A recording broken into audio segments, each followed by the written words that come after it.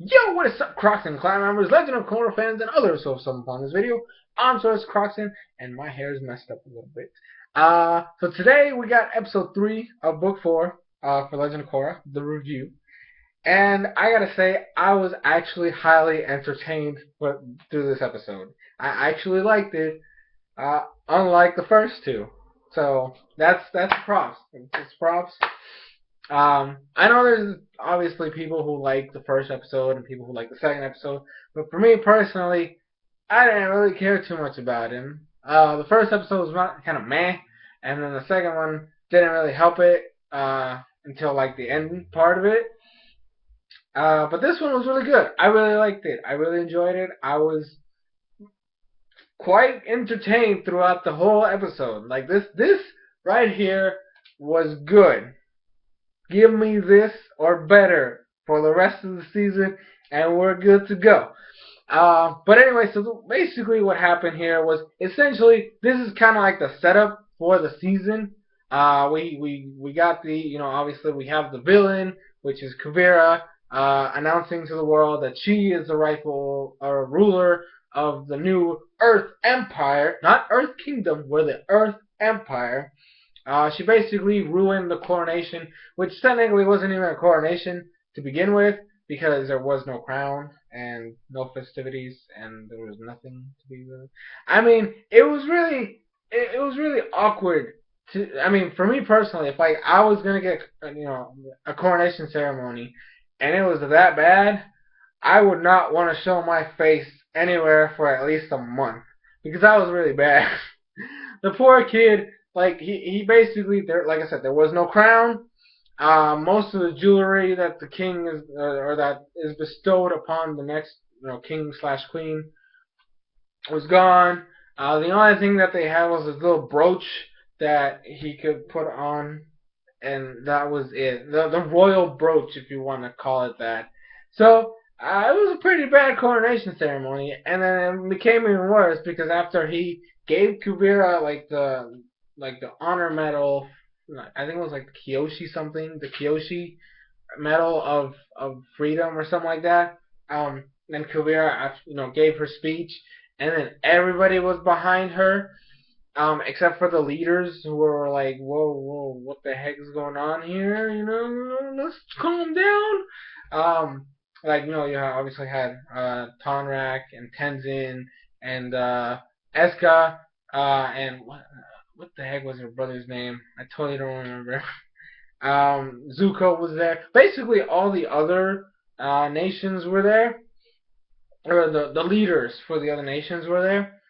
And so she makes her announcement that she's been working her ass off for like 3 years to fix the Earth Kingdom and turn into the Earth Empire, and how when she was back in Zaofu they were talking about how technology is supposed to be the future, and then rulers like kings and queens make everything worse, and she wasn't gonna let some snotty brat nosed kid become the ruler and turn into a tyrant like the queen did, and how then she was going to be the ruler, and anybody who stood in her way and the king and the empire's way was going to get crushed. And yeah, and I was like, okay, chill out, girl. Um, so she's already established herself, right? She's the bad guy. I mean, we kind of already knew that from the first episode to begin with, but that's besides the point. So what ends up happening after that is that there's a confrontation, not really like one of those the confrontations that I used to fight, one of those like argument confrontations between Kuvira and Suyin, because Suyin was sent as a representative for the nations, the other three nations, telling her to step down and all this other stuff, and Kuvira's like, nope, I've stepped up and I'm going to rule the empire and make it better. We're gonna progress forward to the future. And then Bolin and Mako actually have an argument because obviously Mako is the bodyguard for for the supposed future king. I really don't know his name. I highly doubt he's even going to be important until the end when he gets crowned. But anyways, the point is, like, Mako argues with Bolin because Mako doesn't feel like Kuvira, because of the whole purpose of this whole cleaning up the mess on the streets of the Earth Kingdom was so that when he became king, there was, at least some sense of stability in the kingdom, because it was just pure chaos after the queen died, right? With the whole thing with Zahir. Basically, he fucked up everything to the point where everything was just messed up and ruined. So basically, Kabir's job was supposed to stabilize the kingdom for the new ruler when he stepped up to become the king. Everything was at least somewhat relatively working, and how and there was at least some sense of balance throughout the kingdom so that he could rule, actually have the ability to rule without, the whole repercussions of, people breaking in places and all that stuff. That was her job, and then she was supposed to step down for the coronation. But that's not what happened, obviously. So now we have this set up for, like, I guess she and Bolin are gonna do their thing, and then Mako's stuck with Prince. And they both basically hate each other now.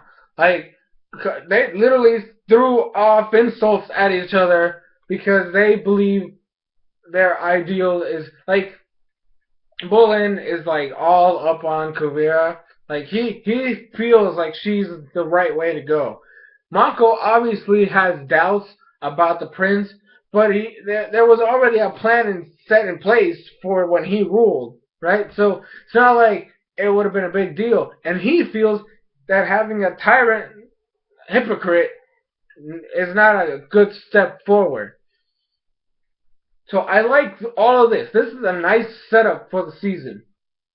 And then we have Korra with her situation with Toph, which I thought was awesome. Basically, Korra was just getting her ass whooped by Toph because Toph is cool and Toph is the best, and just no one can touch her because she's just awesome like that.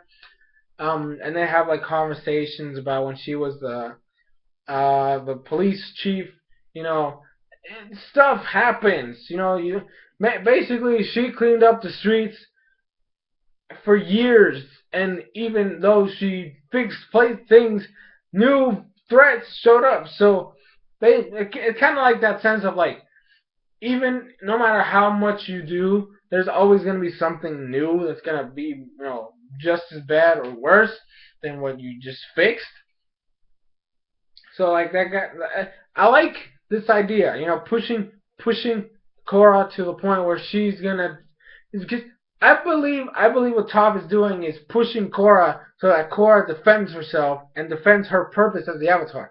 Because right now she's in a slump, right, and she doesn't want to be the Avatar. So I can see the whole pushing the buttons to get Korra to admit that she wants to be the Avatar and she wants to save the world. So, because she basically said that all that Korra has done till now is meaningless. There's no purpose because there's always going to be a new threat. There's always going to be something new that's going to mess up everything that you just accomplished. And also, I thought it was funny how, when after, their little trainings, well, not even, just ass whoopings. That's what Toph did. Just ass whooping. How she was like sitting on a tree branch and she was like, "Oh my gosh, I can't believe I'm still that good at this age." And then Korra's like, "I can't even believe I didn't do anything." And she's like, "Yeah, I mean, can you imagine me in my prime? Oh my gosh, I would have crushed you." And I'm like, "Oh, you just got smacked by Toph, man." No, you can't touch this chick. You can't touch Toph. And then she starts talking about how, excuse me, Korra is more blind than her, which is, ironic because Toph really can't see anything, with her eyes. She's talking about how she herself is connected to the Earth, and she's actually been able to see Su Yin and Beifong, and she's basically been able to see everything because she's connected to the Earth in such a way, which I thought that was a nice thing to say. And then she herself saw the poison in Korra. She still has the poison, the metal thing that Zahir put inside her. She still has some of it in there. And Korra questions it because, like, I thought that Su Yin got it all out. And then, Toph goes out to say that, well, you see, my daughters weren't the best at getting the hang of metal bending, so, yeah. And then Korra obviously asks her to do it. And this is where things get a little crazy. This is, they're basically, like, I honestly feel like it was a very uncomfortable place. Toph can sleep anywhere, right? She's Toph. She can freaking, her, just the way she is, she can do whatever she wants, right? But it looks like a very uncomfortable bed. It's just literally just laying on a piece of rock, um, without anything else. So honestly, when Toph was like, "You need to relax so I can do this," she's like, "I am relaxed." I'm like, "I don't think you're relaxed. You look very stiff right there." Which, when Toph was trying to get the poison out, she like cringed and like, ah. She's like, "Well, if you relax, this wouldn't be a problem." She's like, "But I am relaxed." And she tries to do it again, and she's like, "Ah, I can't do it." Um, and then that's when Toph's like, "You don't want to be the Avatar," and like, this is the perfect excuse to not be the Avatar because you can't do anything because you're not at your best, which means you can't save anybody, which means you can just do whatever the heck you want because you're never gonna get cured. And that was like I said, she's pushing buttons. And I like Toph. That's what Toph is. That's when Toph is at her best. When she starts pushing buttons, she wants you to do your best. So she's gonna, she's gonna piss you off to make you do your best. So I like that throwback. I like that throwback. And then we had a little incident with the king, or the king. He technically became the king, right? Which like he and Mako did some stuff, and they let's just say they got into some trouble, and Mako had to save his ass like always. And then they like reached. It was literally like a restaurant, but looked like the palace. And so he like ran in there. There was like this little kid on a fake throne, obviously with like a fake like a fake crown, a fake cape, and that staff. Just sitting on the fake throne because it's his birthday, right? So he has, and then the prince like gets in there and like gets all mad and all this other stuff, like takes everything. He's like, "This is my, you're gonna have another birthday, but this is the only time I'm ever gonna get a coronation." And then so like he's like in there crying, and then Mako's like basically sets him straight. He's like, even though Kavira is this, and this, I mean, at least she spent the past 3 years trying to fix shit. What have you done? Nothing. If you were a citizen of the Earth Kingdom, would you want yourself as a ruler? What have you done? You've done nothing but sit there. And then he obviously like tries to apologize. He's like, no, no, no, no. You're right. I've been spoiled. And then all this other stuff. Like, I mean, what? He basically admits that he's not fit to be the king. So, then like the people that were chasing him like show up again. He's like, let's just go. And so I like where this is going. And then I like the ending part. It was that was a good way to end the episode because like Tenzin talked about how they need to find Korra because this whole Kavira situation could be turned into a bad thing. And he's like, "Can I trust you guys to find Korra?" And then it's like his 3 kids, right? You got Iki, you got Jinora, and you got Milo. And he's like, because he's like, "Can I count on you 3 to do this?" And he's like, and then Milo's like, "Well, I know you can count on one person. I don't know about these 2 girls." And I was like, "Oh my gosh, Milo still got it, man!" Oh my god, you guys should know from the first book, first season, Milo has always been my favorite of the kids, and that line right there culminates to the reasons why I like the kid. He's just funny all the time. I mean, Jinora is supposed to be the best airbender, like the next best airbender next to her dad. And Milo's over here is like saying, "No, no, no, I got this. I don't know about these 2 back here." So that was cool. That was hilarious. I liked it. Give me more of these types of episodes, and I will actually enjoy Book 4, unlike Book 3. So, but anyways, guys, that's going to be it for this episode. Thank you guys so much for watching. This has been SoresanCrockxen, and I'll see you guys in future videos.